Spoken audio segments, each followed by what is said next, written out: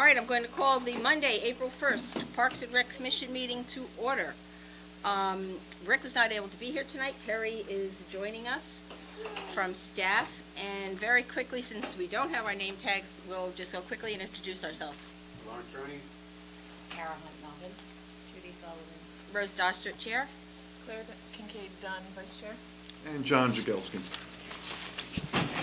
Dane, can you quickly introduce yourself? All right.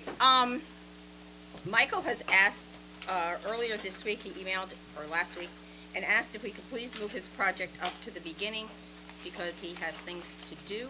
So can I get an order to move new business A? I will make a motion to move new business 9A to now. Second it. All in favor? Aye.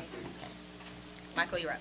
Before you start your presentation, I just want you, the commission appreciates everything you've done, and we are very sorry for what has happened. So we just want you to know that we are very upset about it. Thank you. But thank you for not giving up on everything. Good afternoon. My name is Michael Neese, and I would like to thank you for giving me this opportunity to talk to you about my revised Eagle Scout project. As all of you know, my original Eagle project was the construction of a gazebo at Chaffinch Island Park.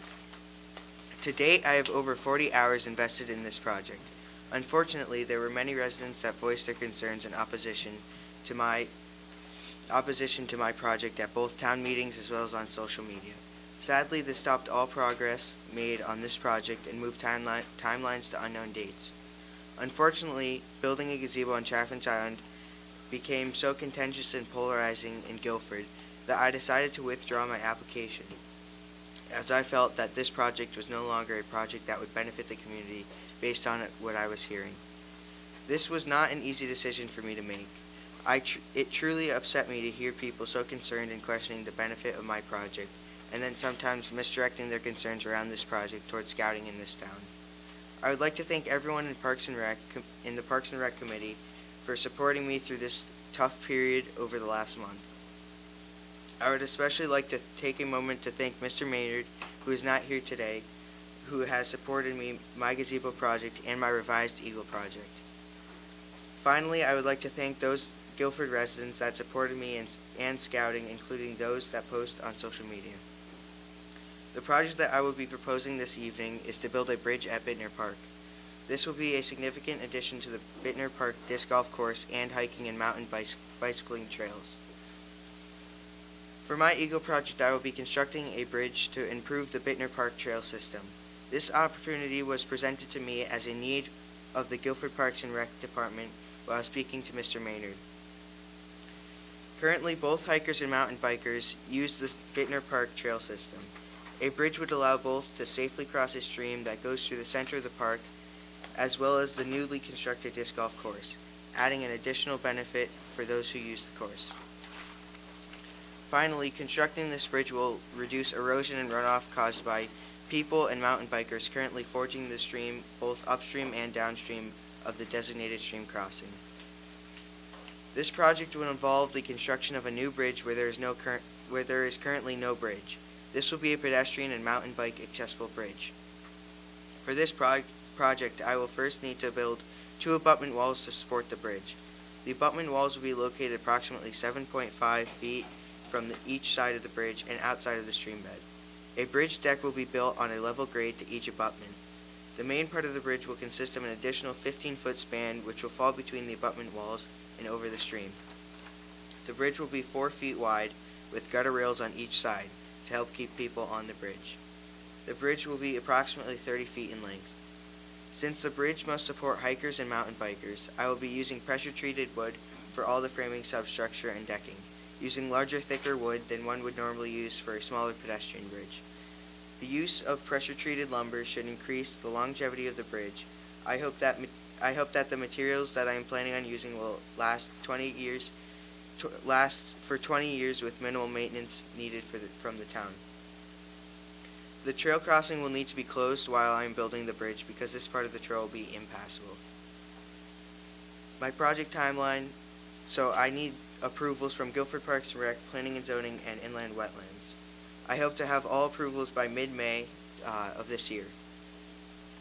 fundraising, I will be fundraising from mid-May through June, and the construction will take place in August. If I'm able to get all approvals faster, I will be able to move all timelines forward and could possibly complete construction a month or more earlier than August timeline. I have an early cost estimate of approximately $2,500, and this is a very early cost estimate, and I will continue to complete a more defined cost estimate over the next few weeks. So over here, you can see the visual of the bridge. This is not to scale on the bottom of my board.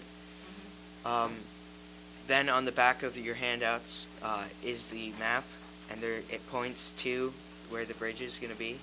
It's on the trail above the skate park, and this is a connection between two disc golf fairways.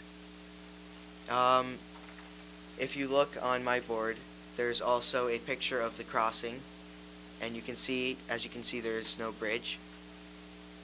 And then there's a small description on your handout to take home, and if you need any reference. Thank you all for your attention. I appreciate the opportunity to present my revised Eagle Scout project proposal, constructing a bridge at Bittner Park.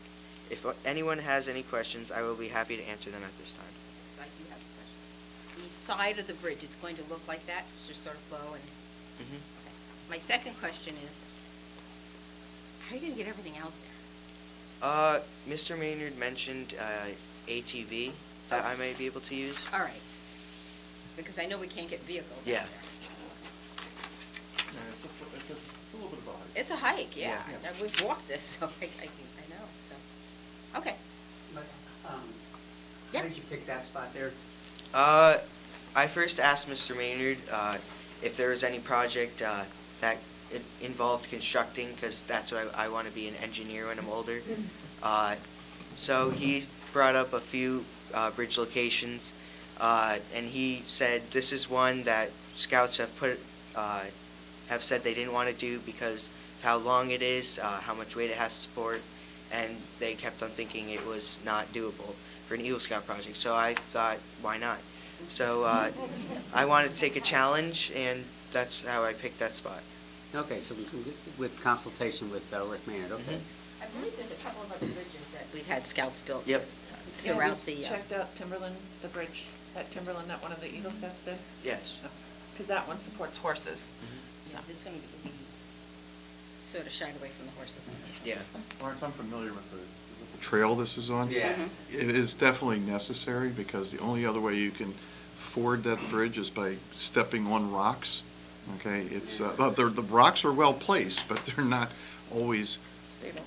not only stable, but they're not always visible Right. because during the spring thaw, we didn't have that much this year, but the spring thaw, the rocks are covered and you're fording through water to get through. And it is a part of the trail too.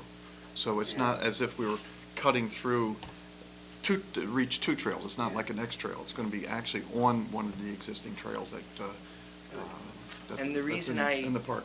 The reason I added mountain bikers on here is because when I was with my Eagle advisor on Saturday, there were at least 3 bikers that passed us. So. Any other questions on this? Okay. Can I get a motion? I'll put the motion forward that that Mr. Neese start his project, and I'll put a secondary notion in there too, is that if we have the ability to add some money to his construction budget, I would like to discuss that as well. Okay. Second? Any other discussion? All in favor? Aye. Opposed? So, Michael, thank you, and you'll be in touch with Rick. He'll help you navigate planning and zoning again, inlands, wetlands, and we'll see whatever we can do to help. Let us know. All right, thank you. Thank you, guys. Thank you, Michael. Thank you. Thanks, brother. Right here. Thank you,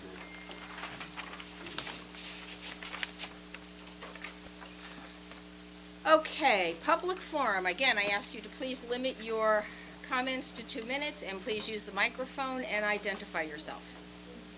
So is there anyone who would like to speak?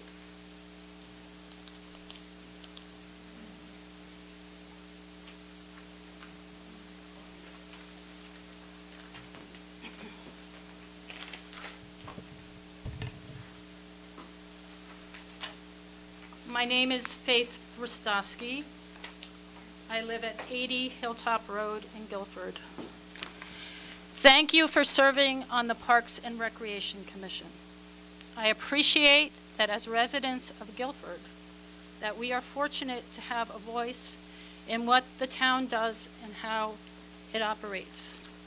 I ask you please to listen to what we have to say in this open forum. We are here today asking you to act with integrity and honor the original intent and spirit of why and with what grants the land for Chaffinch Island was purchased. Not the current revised definition allowing buildings and structures on open space. I have a petition that 129 Guilford residents have signed opposing any structure at Chaffinch Island Park.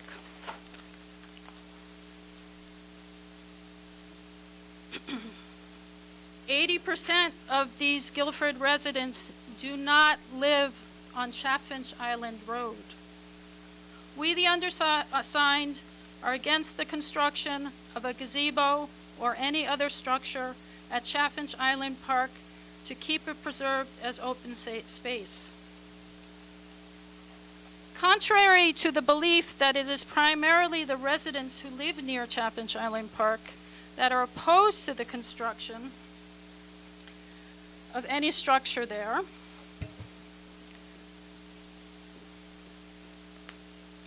the data from this petition shows that residents of 68 streets located throughout Guilford oppose the building of any structure or structures. Attached is a copy of the petition and a list of the streets in Guilford where residents who signed the petition live.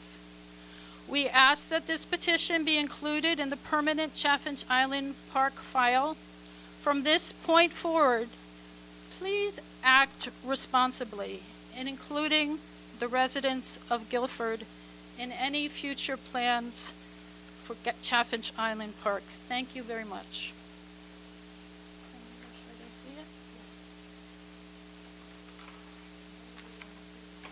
What we need is a copy of Here you go. the petition.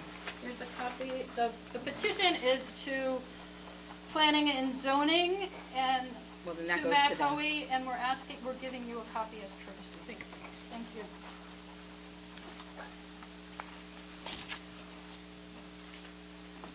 Anyone else?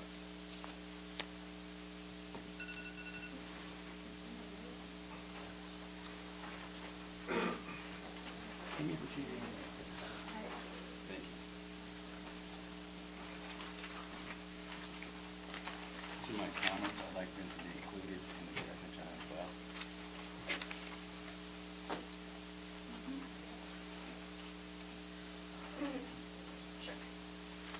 My name is Neil Murdoch. I live at Hilltop Road.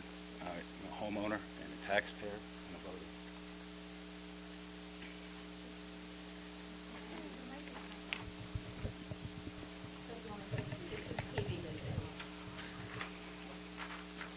I'll try and speak up. The town of Guilford has spent a tremendous amount of time, energy, and money developing conservation plans, coastal development plans, and natural preservation plans. These plans, studies, and town statements of purpose have caused Guilford to be held up as an example of responsible natural stewards by many outside authorities. Additionally, the town's written position on these issues has resulted in millions and millions of dollars of outside grant money to be made available to the town for further acquisition and protection of its natural resources. The town's reputation as a responsible steward of its natural resources has a very real monetary value. In 1969, the town fathers wished to purchase Chaffinch Island due to its unique character and location. The town sought outside money to pay for the majority of this purchase and received federal and state grants for purchase and preservation of open space as defined by the granting authorities at that time. Grant provisions required the town to make permanent record of this open space designation in its land use agreement. That open space agreement has been honored for the last 50 years. The state defines open space as undeveloped land with some protection against development. The federal government defines open space as any open piece of land that is undeveloped, has no buildings or other built structures, and is accessible to the public. The town agreed to the open space restrictions, received the grants, and purchased Chaffinch Island. At some time later, the town revised its own definition of open space to include auxiliary structures and improvements necessary for the use or maintenance of the open space. I'd like you to take a look at this. Is it showing up on the TV? This is a maintenance structure, and it's on town park land. These are your structures. And this is what the town's current definition of open space does allow.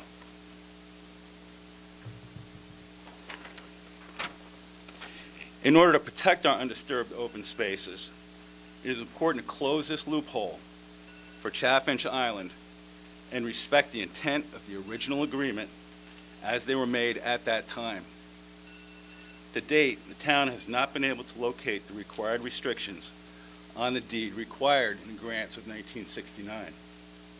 I asked the town selectmen, our planning and zoning, and parks and recreation to correct the deed to Chaffinch Island to reflect the required protections of permanent open space as defined by the grantors at that time. Our town reputation as responsible stewards of the land and the town's ability to receive future grants requires no less. Thank you very much. Anyone else? Although I'm not speaking into this, right? Yes, you are. Oh, I am. For the television. How do I do that? Just tip it towards you. That should- Oh, thank you. Good evening. My name is Barbara Saya, and I was lucky enough to get a job right out of college. I won't tell you the year, and I was able to get it in Guilford. So I taught here for 10 years at the high school, and I fell in love with this community. Of course, I couldn't live here then. So when I left teaching and went into corporate America, 20 years out, maybe 15 years later, I brought my husband down to Guilford and we bought a house on Chaffinch Island Road, and that was 28 years ago. And for 20 of those years, I had 2 little white dogs, and every day I walked down to Chaffinch Island Park. So it's our understanding that at the present, Park and Rec is revising and or developing strategies and plans for future use of all Guilford parks. And so, as we've said, we're here to request the preservation of Chaffinch Island Park without structures, preserve it as an open space. To this end, a review of the Guilford website and several commissions and studies that my esteemed neighbor has referred to indicates that Guilford has gone to great lengths to talk about and to emphasize our coastal community and the preservation of the natural beauty and the shoreline that makes Guilford unique, and that it be unharmed by human interaction, such as structures which block the coastal views.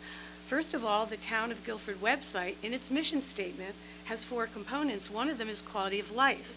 Guilford's town historical overview highlights the natural scenic beauty as a desirable feature, and keeping Chaffinch Island free of structures and open space would preserve that beauty.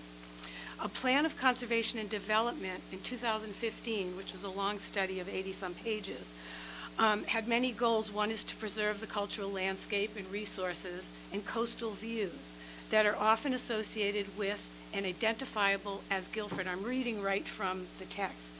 I'm sorry to do that, but it's important.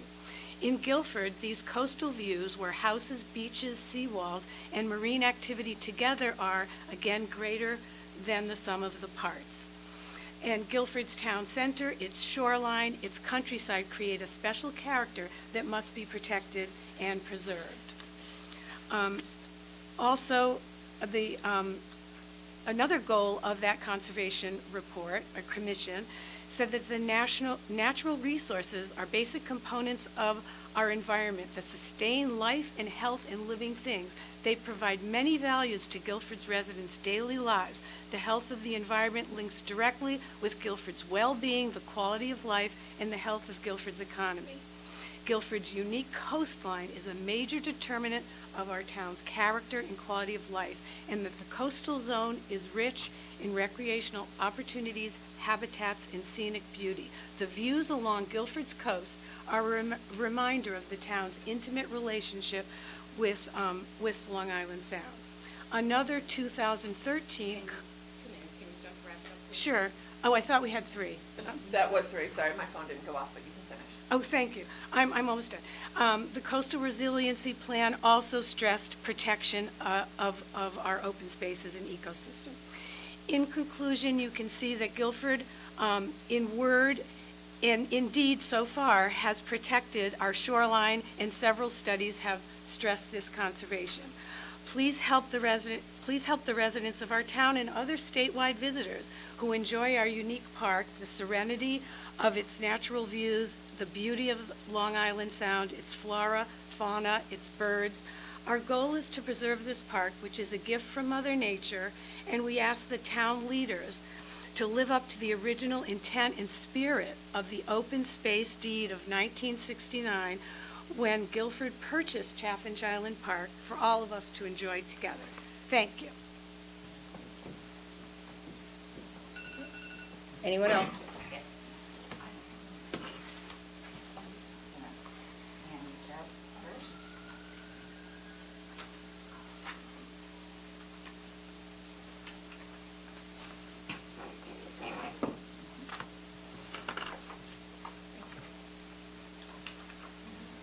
Let's just pass them down. So what the heck, no.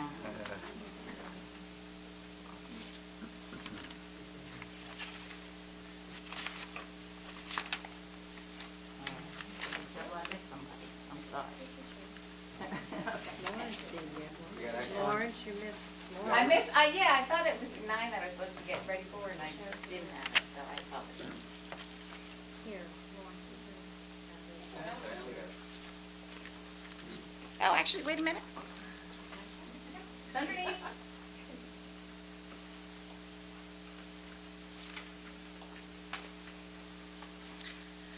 Good evening, Park and Rec. Thank you for listening to us. I'm Amy Johnston.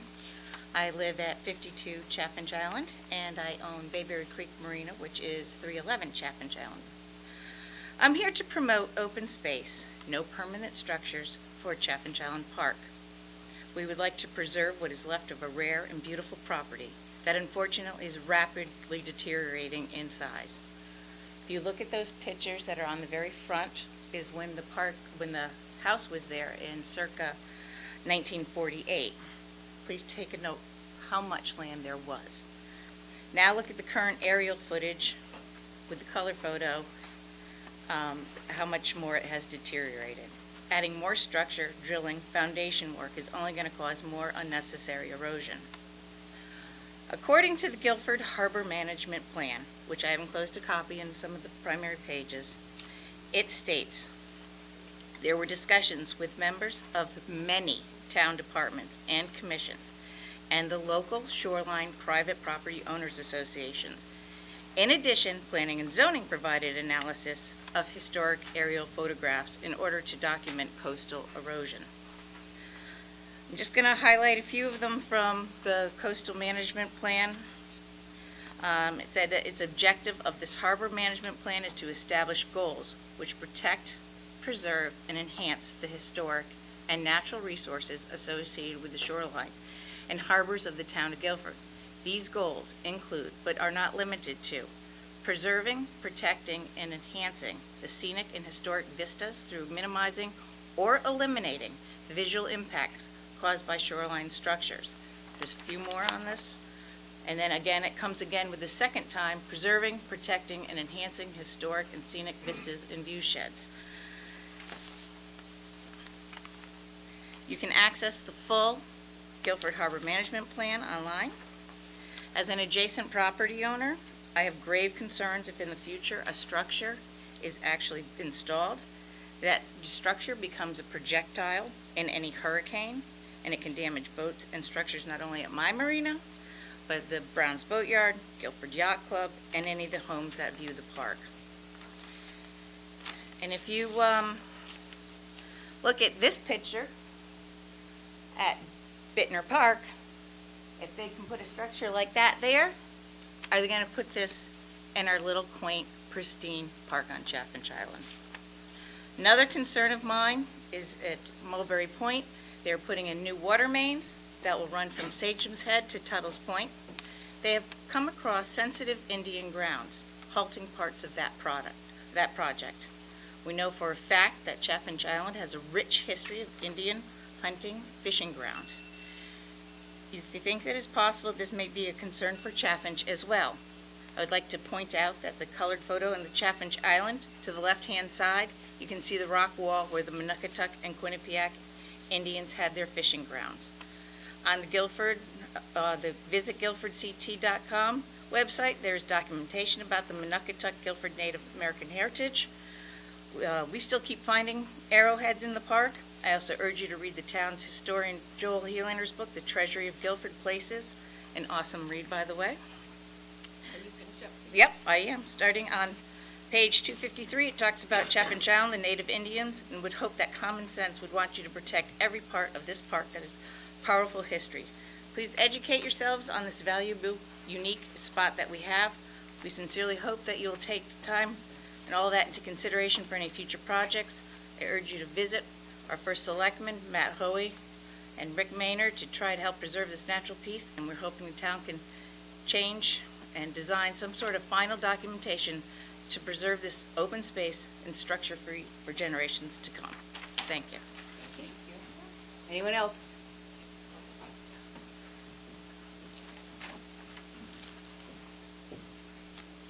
Good evening. I'm Susan Schulman. I live at 265 Chaffinch Island Road, where I've resided for the past 10 years. And I thank you for this opportunity to speak on behalf of the park. The town of Guilford has invested time and money over the years into looking into conservation and preservation of its natural resources. I'd like to review the findings of some of these important reports. A 1986 survey entitled The Master Plan for Preservation and Scenic Conservation, conducted by the Guilford Preservation Alliance, identified 16 favorite, quote, scenes and views, unquote, in the town of Guilford. Chaffinch Island was number 7. A 2003 survey of residents found that Chaffinch Island Park was one of the most popular and most used open space locations in Guilford. 2 years later, a report entitled Natural Resource Inventory and Assessment addressed the issue of town-owned open space. At that time, 1,626 acres had been identified as town open space. Chaffinch Island Park was the 11th largest, with 22 acres. Its purpose was listed as, quote, picnic facilities and shell fishing, unquote. Chaffinch Island was also listed as one of Guilford's public vantage points and corresponding scenic views for its views of West River Inlet, the Guilford Coast, and Long Island Sound. The report concluded that, quote, Guilford's open space is a precious asset, helping to conserve natural resources and to enrich our lives. Our open space provides the base for the town's biodiversity, ecological functions, recreation, and more. Open space adds value to our quality of life in multiple ways by enhancing the character of our town, unquote. More recently, in 2013, the town of Guilford developed a community coastal resilience plan in association with Nature Conservancy and Yale University to, quote, address the current and future social, economic, and ecological resilience of the town's shoreline to sea level rise impacts and increases in storm surge, coastal flooding, and erosion. The report found that Chaffinch Island Road was already suffering from frequent flooding. Subsequently, in 2015, a 700-foot stretch of pavement on Chaffinch Island Road was raised an estimated 4 feet to prevent flooding during certain months of the year. In 2018, the University of Connecticut and Audubon, Connecticut received funding for an in-depth 2-year study of saltmarsh sparrow and seaside sparrow usage of Connecticut's coastal habitats. Coastal marshes are very important nesting areas for these two secretive species of birds, and our coastal marshes may have some of the highest densities of nesting saltmarsh sparrows found anywhere in the world. Studies like these are a reminder that we share our natural resources with native flora and fauna and have a responsibility for stewardship on behalf of all living things. To conclude, the U.S. Environmental Protection Agency defines open space as any open piece of land that is undeveloped, that is, has no buildings or other built structures, and is accessible to the public. As stated previously, Guilford's own natural resource inventory and assessment concluded that, quote, Guilford's open space is a precious asset, helping to conserve natural resources and to enrich our lives, unquote. Chaffinch Island Park is a popular, valued, and heavily utilized town resource that deserves to remain open space for people, flora, and fauna to enjoy. Thank you. Thank you. Anyone else?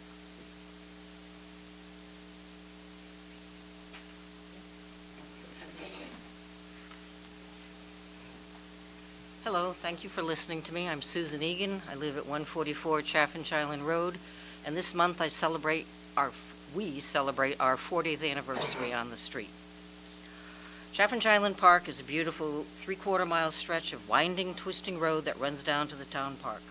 There are no sidewalks, nor are there any shoulders. The sight lines are horrendous. At its widest point, it is at best 18 feet wide to accommodate 2 lanes of traffic. If a resident parks a car on the street, which is rare, the road is usually down to a single lane. It is at times a busy street. Many people in the neighborhood walk the street, usually with a dog. Vehicular traffic down to the park is also plentiful. People drive down to picnic, fish, clam, walk their dogs, or just enjoy the beauty of the park. During the summer months, especially in good weather, and the weekends, the traffic increases excessively. We laughingly call it Chaffinch Island Speedway. The park is extremely popular in the summer months, especially with out-of-town visitors, as it is one of the few public waterfront areas where you do not need to be a town resident to use it. A town beach pass is not required, and people unfamiliar with the road often drive well over the 25-mile-an-hour speed limit. In its current state, the park is at capacity during summer weekends. The parking lot is overflowing. The parking lot has no designations or guidelines as to where parking is permitted or not. Consequently, people park all over the vegetation. There used to be pine telephone poles lying on their sides to protect the grassy areas, but when they disintegrated, they were not replaced. The access road into the park shrinks to a single lane after the causeway. People will park where they can along the access road. Any increased traffic or parking here will add to greater wear and tear, as well as erode the park access road further and further ruin the vegetation along the sides. When the park fills, people park along the causeway and even on private properties. There used to be no parking signs along the causeway, but when the road was raised, they were not replaced. Altering the park vegetation will have a detrimental impact to our natural visitors, including the migratory birds and several endangered species who nest at the park. The 329 article in the New Haven Register said that Park and Rec will, quote, revise or develop strategic plans for the future of Guilford's parks, end quote. My question is, when will that occur? And how can the public, such as the neighbors of the neighborhood, provide input to that effort? Please consider this, our request to participate in that. We have a natural gem, a perfect pearl of a pristine park. By the charts given to you by Amy, you've seen the ravages of nature in the park, and we don't need to exacerbate that destruction with man-made intervention.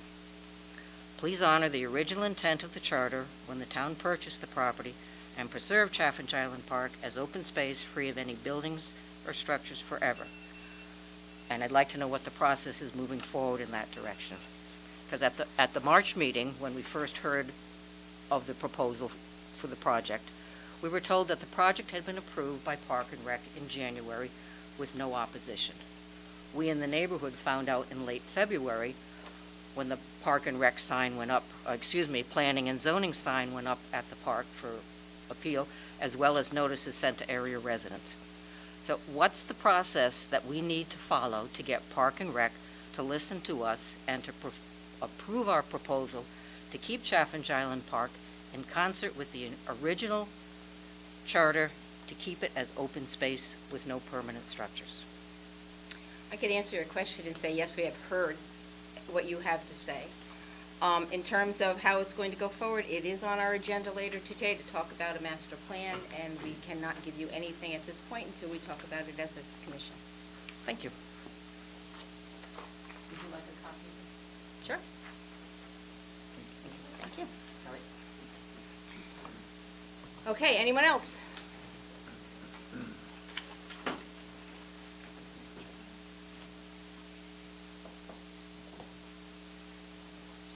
Cynthia McGee from 46 Chaffinch Island Road. I looked at the plans at the planning and zoning, and there were 8 people that sent letters against having a gazebo or a structure at Chaffinch Island.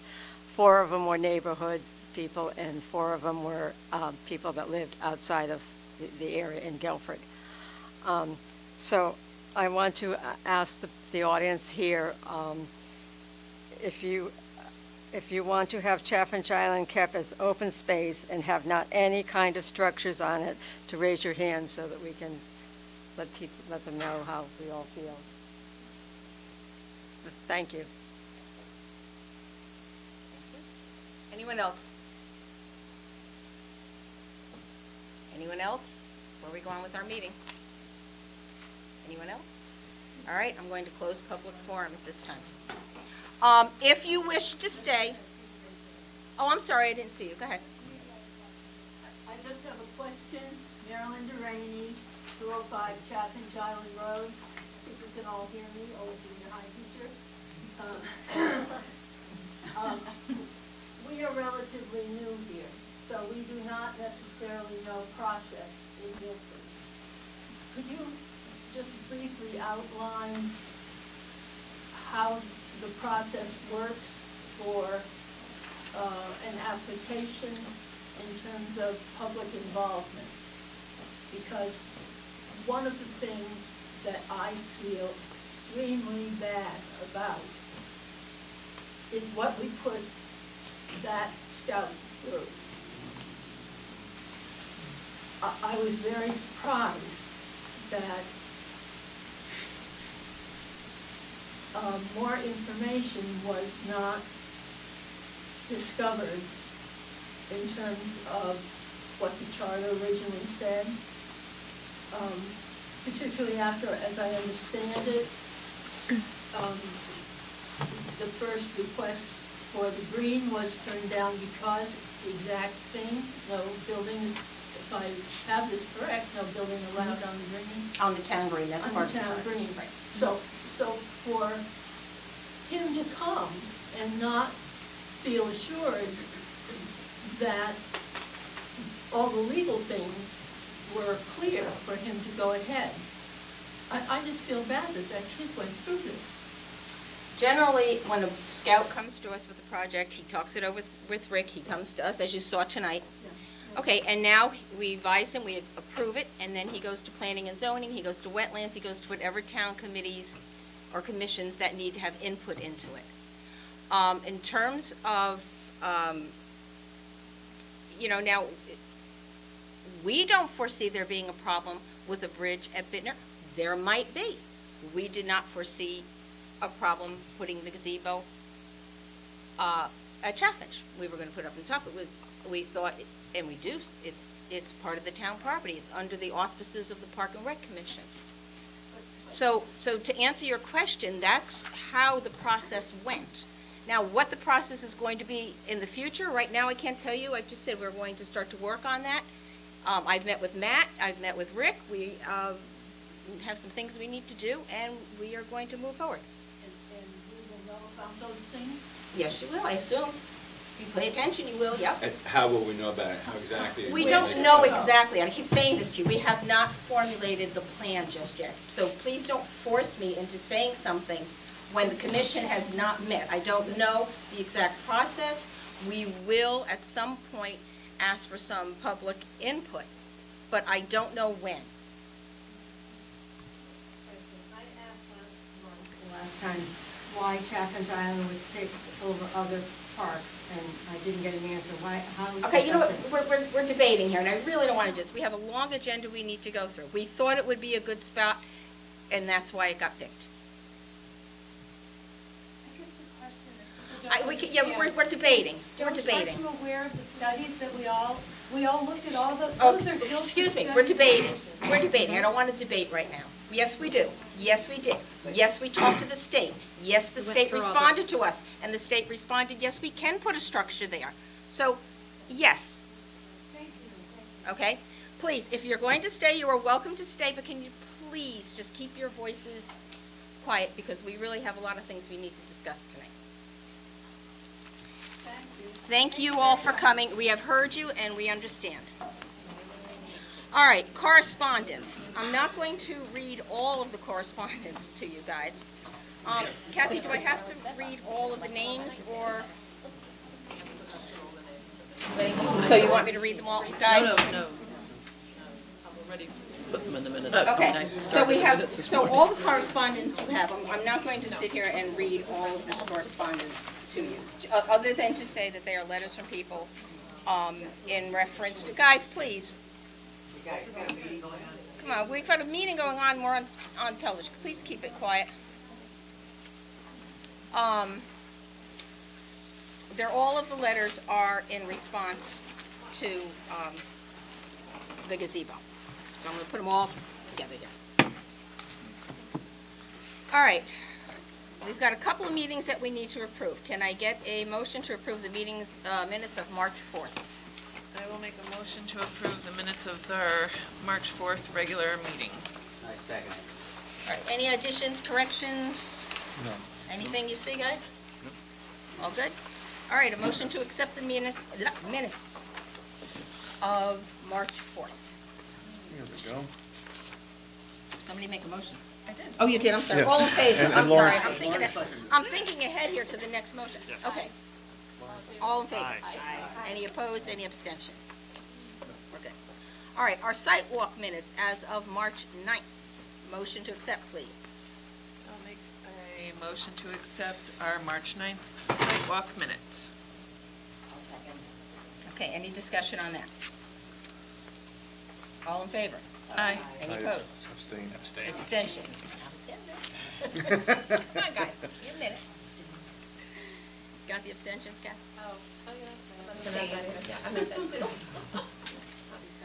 Okay, on to March 18th. Motion to accept the minutes. I'll make a motion to accept the March 18th special meeting. I'll second it. Any discussion on that? All in favor? Aye. Opposed? And abstentions? Abstentions. Okay, let's move on to our bills, expenditures. Any comments on the expenditures? Yeah, I know, it's always something else. You know, it seems less, or is it, do I have less? It does seem less, it's like about $20,000 less. Well, just I'm thinking in terms of less pages, too. It's good. Okay. Do we know, and it's not about the bills, but just because I saw Lake Q crosswalk, do we know if Rick has I have it reached on- out to the state? I don't know, and I have it, I wrote it here. This is my list of things to check in with Rick Okay. on. So it's at the top of my list. Thank Check you. in with him, right at Quantified. And actually, somebody on the bus trip also mentioned it to me. Oh, good. So definitely, yes, I will mention it. Not that I mind walking people across, but. No, we need to get the thing. I'm like, Were there some like repairs that came up, it looks like just maybe unexpected, Where? some repairs that came up, like the plumbing supplies for repairs on the first page? Oh, I do believe we had, It did we looks have a like there backup might- again? Yeah. Yes. Oh, yeah. It seems Yes, like that- we yeah, did, okay. we did, Yes. we did. Okay. We did. We have a hard time convincing people not to put paper down the towels toilet. down. so it was the day of a big event here. And it was a big event, Okay. and so, Well, unexpected things come up, I mean, that's well, what it you have to does. plan for. It does. Yes, that is exactly what happened. All right, any other questions on the expenditures? Okay, motion to accept? I I will make a motion to accept our March bills in the total of $138,387.60. I'll second. All in favor? Aye. Any opposed? Okay, director reports. Rick, the only thing, that Rick left me about is the disc golf. And we can do it here rather than waiting for unfinished business. And basically, it's progressing. Troop 471 showed up, 2 Saturdays ago and helped him out substantially. And only 4 pledges have not come in yet, so he's still working on that. And he thinks probably by summer we'll have a formal opening of it. But in the meantime, we do have the baskets. We haven't placed them yet because they think they want to have a brief tournament in May. So that the guys, the players, the ones who know, they can sort of play the course and give us some idea of where to place the baskets. So we are really ready to roll. We should be seeing it happening soon. Todd's quite excited. He's been up, cleared, he's played around. Yes. Yeah, Todd has been excited, so it's all good. Okay, any other comments on Rick's report at this time? You're not going to know the answer to it, but could you ask Rick if we got any further discussion on the portalets at the marina and why we pay for them still? Oh, I do know that, but I forgot. But it's justified. Okay, it was justified? Yes. Okay. I spoke to some of the people at the marina. There was a reason for it, and so. Hey, there's a reason. But it was a while ago, and I have now forgotten the reason. Was always curious why we paid for the marina. Yeah, there is a reason for it, okay. So we do. The fields seem like they're doing fine. They're tearing up as we speak. Yes. Nice picture. Yes. I saw them there actually last night. Yeah, the equipment was there on Friday. How long do they think this is going to take? 6 weeks. Oh, wow. So But does that that's mean just the ripping up and removal and the removal and getting everything Oh, that's together. just the removal? Takes 6 weeks? Yeah. You can't just rip it up? They're out there now, just the rolling up the carpet, and then the under layer is a foam, so they're pulling all that up and stacking neatly to get to then to the saw. Salvaging all of the silicon. Are we salvaging some of it to put over on the disc golf? The carpet, yes. Some of, well, Carpet. the carpet, yes. Yes. I was glad to hear that. Yes. So that's 6 weeks where they can start rebuilding it? Yes. And how long is it going to take to rebuild this? Well, it's part of that. We didn't have a standing fields meeting. Sorry, that's going to be a part of my thing. So it wasn't discussed there, but this is just through the information I found. It's going to take the initial projection was going to be at the February meeting that once they got started, they were hoping to get things filled and backfilled all within 6 to 8 weeks. That we would have the field available for use for the fall sports. Wow, good. Okay. Thank you. Okay, any comments or questions on Anthony's? I mean, they are busy. They're getting things done. Lots of stuff. Yeah, definitely. Okay. Ellen's report. I guess it's a little hectic down there, but Have we Without Max. posted Max? has I it been haven't seen posted it. yet? It should have been posted. It should have been, yeah. Okay. But I know she's busy once camp starts, so it's a little bit hectic down there. Glad to hear that a second instructor was hired for the Choose Without You program, which means that it's doing well again. Good. Okay, and don't forget the egg extravaganza is this Saturday for all of you who want to go. Rain date, April 13th. Yep. Earth Fest, April 27th at the fairgrounds. Fairgrounds. Okay. Awesome event. If I could go back a second for Oops. Anthony's report. Whose report? I just want to add something to it. To Anthony's? Yes. In a sense is that I'd like to give a shout out, a friendly shout out to the Guilford crew, because they retrieved our 2 swimming buoys that had broken loose during the wintertime when the ice was shifted them farther south, and they picked them up and they brought them back to the swimming area. So that's one less thing he has to worry about That's great. for getting the Lake Quantapug ready for the summer. But that is a very positive thing that the Guilford crew did for us. Okay. All right, Terry, you're up. Hey, you actually get to present it. You're here. Yeah. Lucky Terry's you. going to give us this information. Here we go. Well, I don't know if there's any questions about just the report itself. We're starting to pick up again on trips. We slow down a little in the winter because I don't like to do things where the seniors could potentially lose money. So we do things like museums and things like that we could cancel at the last minute if weather is bad. If you guys ever get a chance to check out the one at the Mystic Seaport, the Mystery of the Franklin Expedition, it is really an interesting exhibit. Yeah, it really is very good. Today, I did go to the Board of Selectmen's meeting and asked for the selectmen to approve having Mr. Hoey sign a grant that we're going to submit to try to get another bus. We did get one last year, bus 453. We named it after the prefix for the phone number. And if we get another one, it's going to be 457, so that North Guilford is covered. Thank you. I brought those of us that were up there. And so a beautiful bus, 20 passenger, has the potential for 18 passengers and 2 wheelchairs, which has come in handy a couple times. We've been picking up a lot of pickups at the Solstice. The Gables is not able to keep a bus driver, so we have been servicing them quite a bit.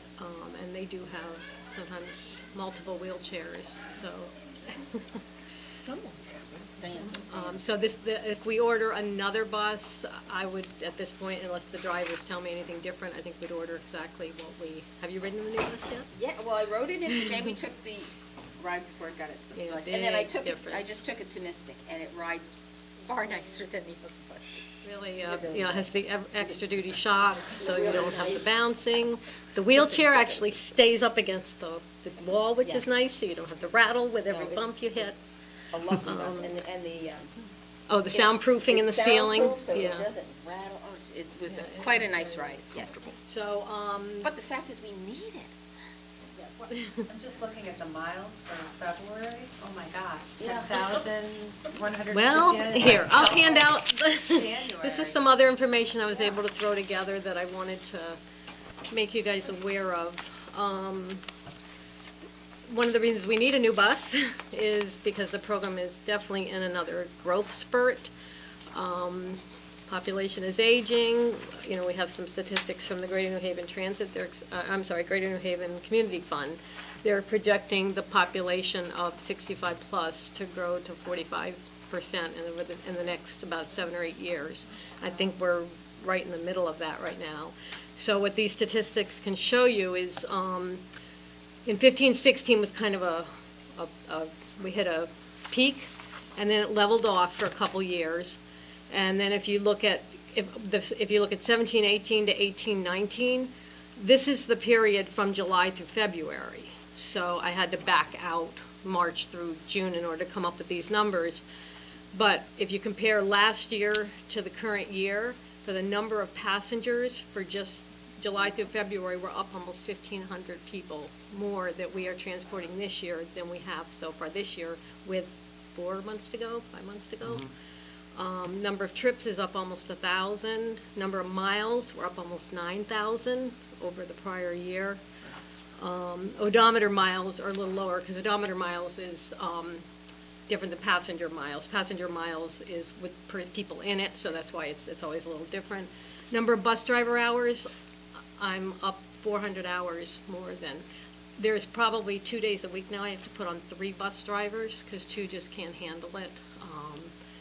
I'm maxing out our drivers. We did lose a couple drivers. One chose not to renew his CDL, and unfortunately we lost Cliff. One of our drivers passed away this year too.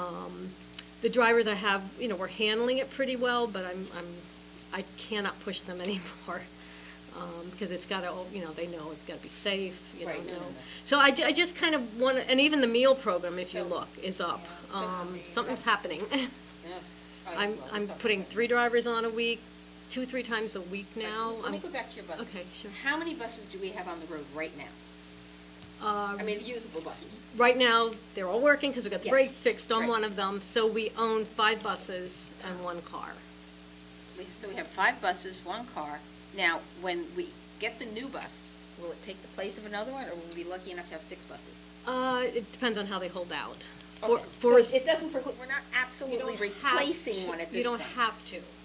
When you do the grant, you say which one you plan to replace, Right. but you don't have to. To do it immediately. As long as you're willing to put the maintenance in. 437 has about 140,000 miles, and it's 12 years old. Right. We kind of keep that Keep around that in town. town. Just so we So, don't. and how many drivers do we have right now? Right now, it is 6 in town. There's 1 down in Florida, but he'll be coming back.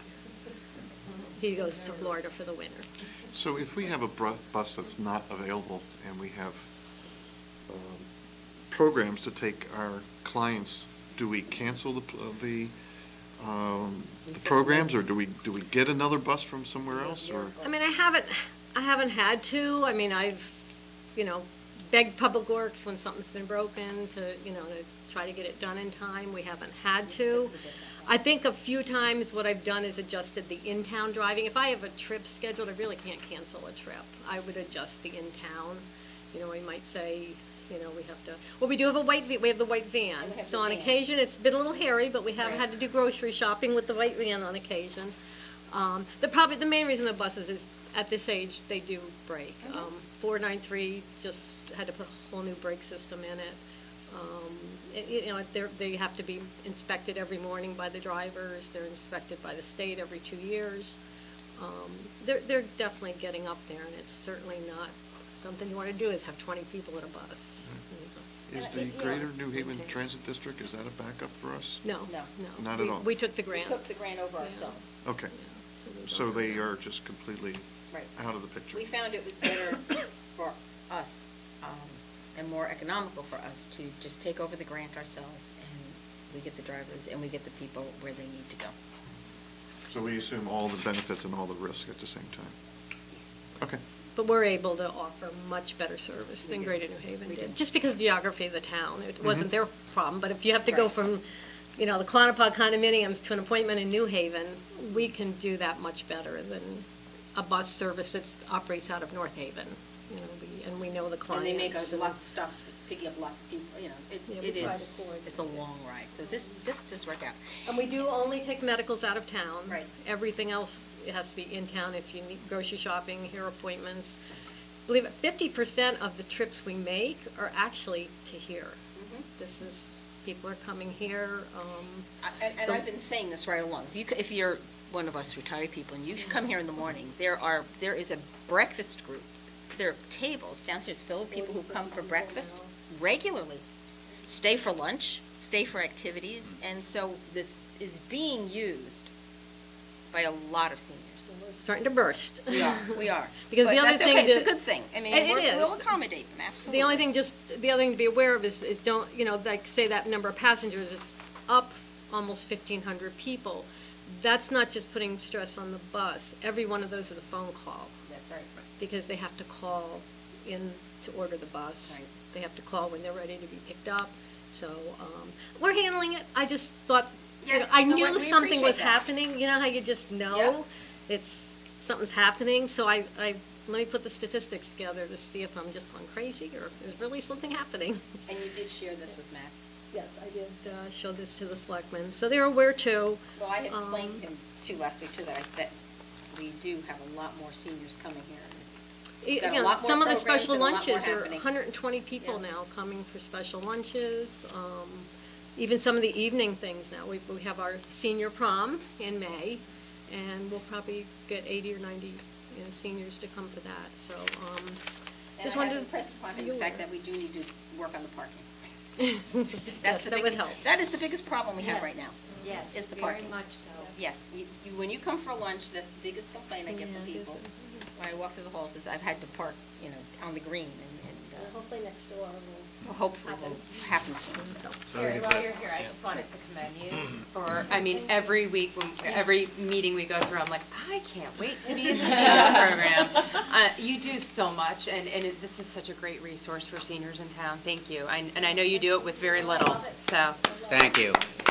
Thank you, Terry. I think one of the things I was thinking of is how the hardest part of the job is you go to way too many funerals and wakes. But I got myself through that recently by realizing that we have people who were here one week taking an exercise class and having lunch, and they're gone the next week. And hopefully we made those last few years very enjoyable for them. So that's why we do it. Thank you. You know, Terry, you don't have to stay. Well, I want to take notes for Rick. Okay. So, no, I'm taking some notes Thank for you. Rick too. Okay, and then there's, just quickly, I bought new pillows for the chairs downstairs, a table cover. We have rearranged the elite room yet again, but it's looking good, so we're getting there. My next thing is the closets, but we'll get there. Closets are always on each. I know, everybody's closets.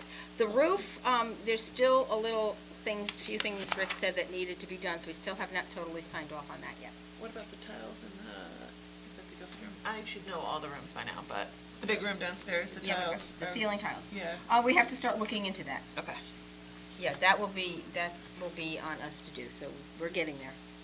And I believe we've ordered some of the chairs, so we're on our way. Okay. Yeah, don't need that.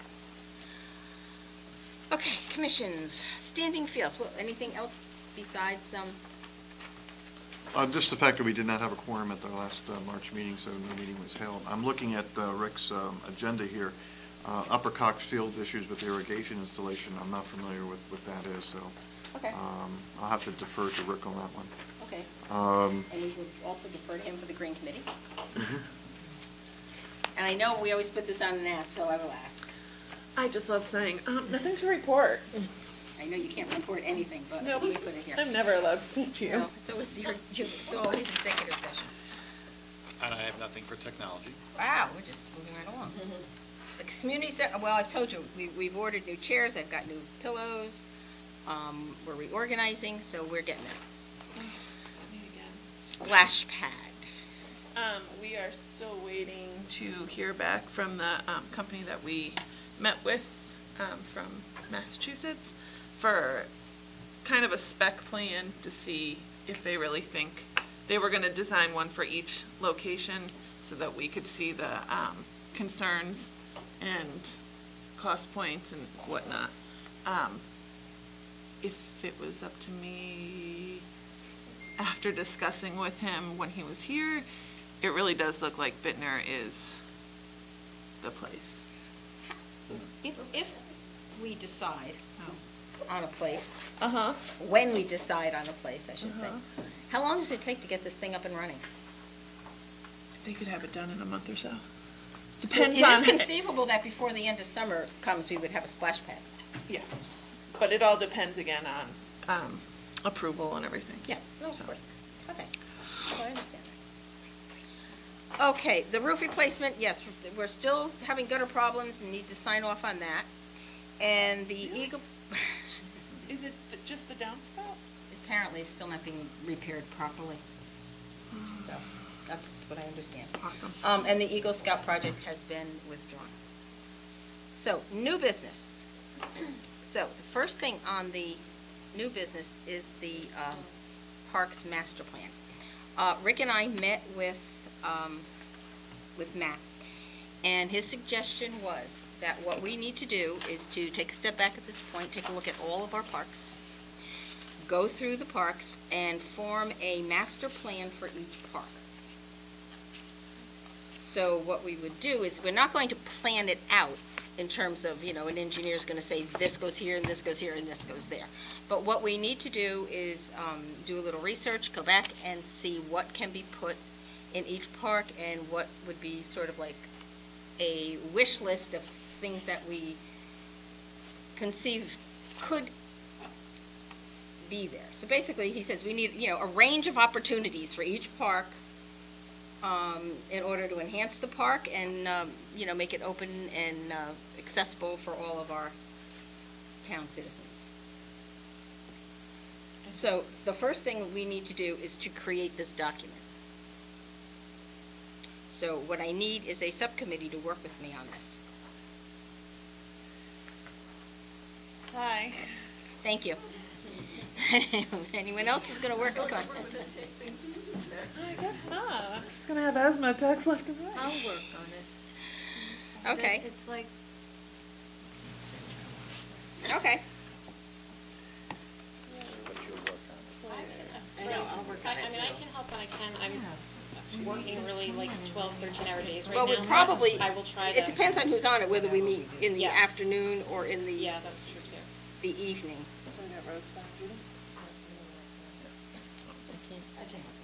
Tara? I don't know how many of us you want. I think 4 will do it. Stop being a subcommittee. Yeah, I was just going to say that, yeah. I think if we have 4, that is more than enough. Because we're gonna bring whatever we discuss. Yes, to I mean, everyone. you know, we have our mission in here, so we need to look through our mission, we need to look through what the town ordinances say, you know, and all of this, and we'll get it all, and then we'll bring it back here, and then we'll see where we're gonna go after that. So will that kind of be? Okay. Updating what I did, I don't know, how long ago I did it. We'll look at that as well. Okay. Yes, you're talking about the benches and everything? Well, that and when I. We'll look at the benches, looked that'll at all all be the part of it. parks, and I said what was there and how much land was there and Yes. everything. Okay. Yes, so what we do is we feed off of that, Okay. and see what we can do or what we would like to do. So we still have lots of land at Bittner. I mean, what can we conceivably do? Could we put more, we could put more fields, we could put, you know, splash pad, you know. Are you limiting your scope to just the parks, or are you also including the athletic fields as well? No, the athletic, or what do you mean? Well, I mean, we do have the Standing Fields Committee here, that we go through the process of walking the fields and saying, this needs to be fixed, this needs to be upgraded. Okay, this is not to do that. This is But- not to do that. What we could say, though, what this committee, subcommittee would say is, yes, we could put fields at Bittner. We don't have to specify where, but we can say, yes, we would like to put, we could put fields at Bittner. Okay. If You the know, need arose. If the need arose. We could put more bocce courts at Chittenden. The need has arisen. we could build more pickleball courts. Where can we put more pickleball court? You know, yes, conceivably, we could put another pickleball court up in Bittner. You know, these are things that we could, not that we are going to do them, but that could be done in the future. So he thinks that by looking forward, that would take care of that. Okay? So that's how we're going to do that for now, and then, once we get that, we will probably have a public hearing on that. First, we'll take it to Matt, and just run it by the selectmen, and then a public hearing. It's obvious that everything that gets proposed, I think I need to reiterate, goes through the proper channels. Oh, everything that's It has to proposed go is not through going to P&Z. happen. It has to go, right, it's not that we make the decision and it's final. It has to go through. Right. All right, lastly, Chaffinch Island, just to answer one of the questions that was put out here tonight, Rick and I were talking the other day, and yes, we are going to line parking spaces down there. Were you with us when he said that? I don't know, I don't know when I said that. Yes, I think so. Somebody, we were. I proposed that. You proposed it, I mean, he said we were going to do that. Okay. So we are definitely going to do that. Now. Could we look at, because it was brought up, and I do remember the telephone poles, because I used to Yeah, climb on definitely, them. that's on my list too. When they do the parking spaces, yeah. Bring those back. Yeah, we'll have to look at the whole parking thing. Okay. The other thing that came out of this is with all the calls to the state, who was the guy? His name went right out of my head. But he has responded to a few emails. Him. David Steiger, yes. And in one of his emails, he pointed out that it is a public park, and we should think about the handicap access, ADA. So I think Rick is going to start to look into that. We'll have to look at some sort of way of making it handicap access and putting in a handicap accessible picnic table. I'm sorry, who was the David? Some guy from the state. From the state. Okay. Right. I mean, the letters went back and forth. What information? What? What information? I mean, the letters went back and forth. actually Department of Environmental Protection, but he was talking to somebody from Housing, and Housing said, because Housing and Urban Authority said there's an act of 1983 that repealed the use of restrictions, blah, blah, and all this other stuff. And we'll share this in the committee, it's just a lot of stuff. But we do, on another note, have to look at handicap accessibilities. So we'll start to look into what conceivably can be done, and we will bring it to the committee before, or to the commission before we do anything.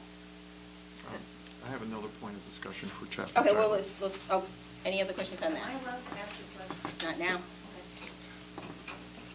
Not now. This past weekend, I hiked the park. The one thing that I would like for us to consider for discussion is the plastic garbage cans that we have there. I would like to see them removed. The reason being, and Diane can agree with me, is that this is a responsibility of scouting, in the sense is that you take something in, you take it out. You don't leave anything behind. And to me, the garbage cans, if you want to talk about being a eyesore, to me that qualifies as an eyesore. I've been down there twice, and the wind knocks them all over anyway too. So. I actually walked out to the far point on the western end, and you could see them through the trees. They're just saying, of course, no, this is winter time. There's no foliage on the trees, but to me, it would be a if we're going to invoke citizenship and responsibility for the people who visit the park, you bring it in, you take it out, and we don't give them an avenue to leave it behind. So that's just a point of discussion. Yeah, the whole country of Japan works. There's no garbage cans in Japan, none. No, but it doesn't always work here. And My there's fear many more is people that in there are a lot Japan. of people there who would just leave their trash and go away. That would be my fear. We can certainly talk about, I'll bring it to Rick. I think what we need to do is get a little bit of history from him about how, have we had a problem with trash down there to begin with? And let's start with that one. And then, I mean, it's a good idea, and I understand it. I do. I understand the concept. But the fact of the matter is, I would bring my trash out, but somebody else may not. And then, Or like at Jacobs, we had the problem last year with complaints that the trash cans were overflowing with garbage. Well, when you have a On the party there, green. you take your stuff home with you. You don't leave it in the, you know. I mean, you have We have to monitor those every 2 hours in the summertime. you have youth hikers who are going up and down the Appalachian Trail, Right. and they are not allowed to leave anything oh, behind. I'm sure they don't. I'm sure they don't. But it's a different mindset, I think. Oh, I understand. For them and the people who are down here having a party picnicking, who just say, well, we'll leave our bag here. Somebody will get it. You know, I'm afraid of that. But we can certainly look into it, John. Well, I mean, you can experiment with it, just Absolutely. Just not have them there for a while. And see how Especially, it works. especially if we're, if all goes well and we're doing the garbage pickup. Yeah, you'd have So we have that option. You'd have to post it as well. Yeah, you're right. We'd have to put up a sign. I think I said this before, that my kids did the get out, way out, and when they go to Miss Quamicket, my kids kept coming home with all their garbage, so I knew if they bought food, instead of what I just gave them, because it was carry in, carry out. That's how I knew, and it worked. They were teenagers. Yep. A funny story about that later. Okay, any other new business? The only other thing I was going to ask again, I'm sorry that Rick's not here, is that parking lots. You know, it's time to get Public Works together To do what? to level the parking lots, fill in the fishing holes that are at the that's Okay. Jacobs and at And Nut Plains. and Chittenden and Nut Plains. Winter was pretty rough on them. How bad is it? It's, there's some spots right as you enter and exit, so, you know. This is not mine. Okay. Yeah, we definitely need to have the cooperation of Public Works and Rick to So go. they've been obviously, it was Public Works will take care of that. Yes. Yeah. The worst one is we can't touch it. That's unfortunately the Cockapots at State Forest. I mean, you could lose a Volkswagen Yeah. in one of those. I mean, That's huge. you could use a small vehicle in there. My kid could drown in that. Yes. All right, any other business, guys? All right. Well, Sorry. go ahead. So with the master plan commission, subcommittee, we're gonna meet, discuss probably have to visit too, Mhm. some of them. And then we'll bring it back. Do we have a, No. we don't have a timeline where we have to have this No. come back to us? Okay. No, and after the meeting's over, we can meet very quickly and see if there's a time when we can meet to get this Okay. done. And then we will, it'll probably just always be on unfinished business until it's finished and then ready for Board of Selectmen and ready for And ready public for hearing. Hearing and all that, yes. Okay. It'll be there. Okay. Any other business? Going. Motion to adjourn, please. I will make a motion to adjourn at 7:45. I just second that. All in favor? Aye. Aye.